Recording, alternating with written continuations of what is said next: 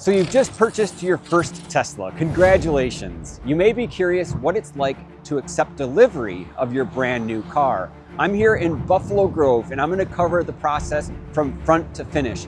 My friend just purchased a 2026 Model Y. How are you feeling? Dude, where's my car?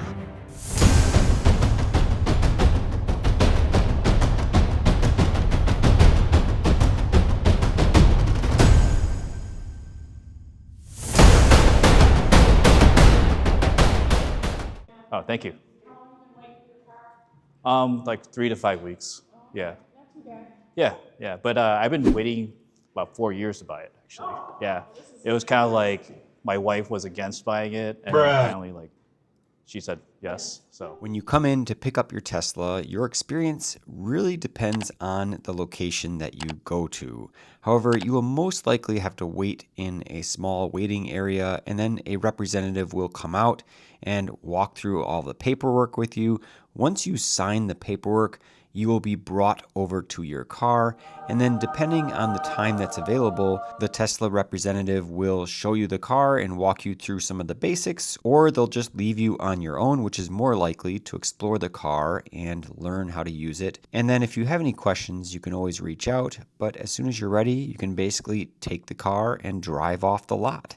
A couple of tips in 2026 and beyond. These cars are mass manufactured. The quality is top notch. It doesn't matter what factory your car was made in, these are all made within certain specifications and they go through a lot of quality control. So it's very unlikely that you're going to have any major issues when you go to pick up your car. However, there are a couple of things to look for when you walk up to your car. Other videos will say that you need to have a checklist and then they will charge you to pay for a checklist that they created. This is not necessary. Please don't waste your money, even if it's $5. These lists are, and I'm sorry to say, a money grab, and I would not trust them, and especially the content creators that are pushing these lists that you have to get because you must check these things. It's really, like I said, not necessary. What you'll notice is that with the newer cars, you do get some paint protection film around the rear rocker panel here. And that's just going to prevent a lot of rocks from chipping the paint in that area. That's a high impact zone of the car. And then here up toward the front, it looks like now they're coming with some splash guards, also known as mud flaps. So that's interesting to see. Now, I would recommend that you pick up some floor mats if possible before you pick up your car. It's nice to have those. Now, a lot of these new cars will have the little paper mats to kind of protect. On this particular day, it was raining outside, so it was a little bit wet, but there were paper mats in the car that protected the default flooring. Now, the flooring does have mats with it. Just to be clear, I'm talking about weather mats. These go on top of the original mats and keep your car extra clean. And it really doesn't take much effort to get those floor mats ahead of time. And another thing to prepare in advance would be a charger to put inside of your house. There is a mobile connector and a wall connector. I would recommend getting the mobile connector. It is more than enough. I would recommend also putting a NEMA 1450 outlet in your garage so that you can charge your car over 230 volt AC. This is going to give you approximately 30 miles for every hour that you have it plugged in. It's just going to charge a lot faster than if you have 120 volt AC, which is only going to give you about 3 miles for every hour plugged in. A lot of people think you need the wall connector, but it's simply not necessary. Now, if you're lucky or if you ask for it, a delivery agent can go through the menus in your car, but it is absolutely not necessary because Tesla now makes this very simple with a step-by-step quick start guide immediately in the car when you first get inside. The best part is that if you've used someone's referral code, you are going to have full self-driving when you first pick up your car, and you can continue to have full self-driving if you subscribe to it for $99 a month. In my opinion, it is definitely worth the money. It is absolutely incredible how well it drives itself. My friend Henry here, he takes the car directly from the Tesla dealer to his home using full self-driving. He just turns it on and it simply leaves the building and does everything all on its own. As far as things to look for, do a walk around the perimeter of the car. Just make sure there are no scratches, there's no defects. It's going to be tough to find any imperfections in the short amount of time you have at delivery because there's just so much going on. But make sure you look at the wheel wells, look at the wheels themselves, check to make sure that there are no scuffs or any marks on the car. And then once you've examined the entire exterior, hop inside and look at the materials and examine the seats, examine the dash, examine everything around you, make sure that everything feels right.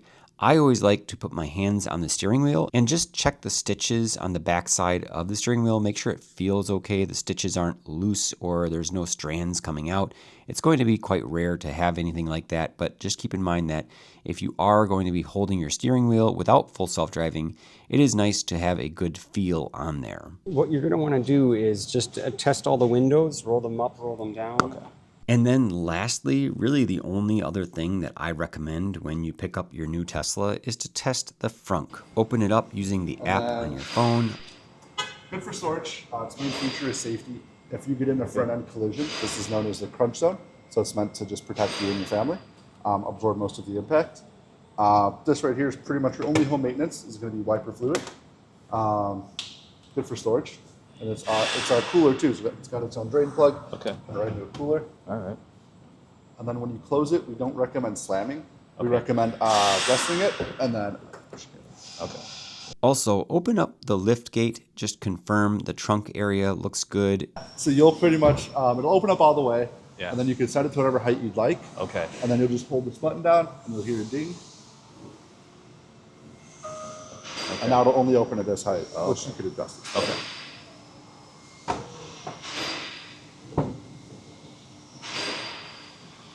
All right, cool. You're going to have your license plate most likely put on directly at the dealer, and after that, you're pretty much good to go. If there are any issues after the fact, don't be afraid. You can always come back and you can submit a ticket. You have a grace period when you first accept the car, even though you've signed everything. If you do find something, Tesla is very good at respecting their customers, and they will listen to you and do their very best to help you out. I knew this video wouldn't be very long because there's not a whole lot to go over in excruciating detail. So let's cut to the chase and hear about Henry's experience. So I have to ask, did the delivery meet your expectations? It exceeded my expectation. The guy did a really good job of presenting the vehicle, showing me everything I needed to know. And he's a very nice guy. That's all what it's all about. So On a scale of 1 to 10, how excited are you to have this new car? 10, 11, 12, maybe 13. Yeah. That's awesome. Well, congratulations again. A brand new Tesla owner. Super exciting. Thank you everybody for watching. Let me know your comments below. If you have any questions or concerns or anything, let me know. I'm happy to converse with you down there. Thanks so much for watching. Until the next one.